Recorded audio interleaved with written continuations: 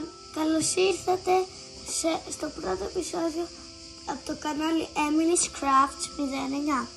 Σήμερα θα σας δείξω πώς να κάνετε ένα καραβάκι. Για αρχή πρέπει να διπλώσετε το χαρτί σας στη μέση. Ύστερα να το διπλώσετε πάλι, αλλά με τον τρόπο που σας δείχνω. Μετά σαν καπέλο θα το γυρίσετε έτσι και από την άλλη.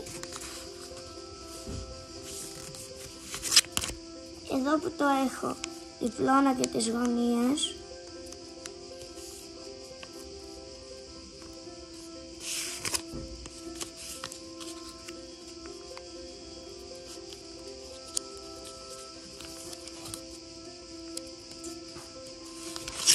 Μετά ανοίγω μέσα σαν καπέλο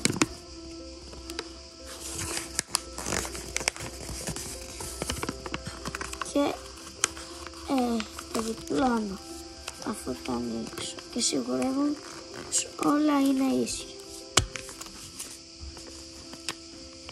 Ύστερα το γυρνάτε προς τα πίσω και το ίδιο από την άλλη. Το ανοίγουμε. Βλέπετε.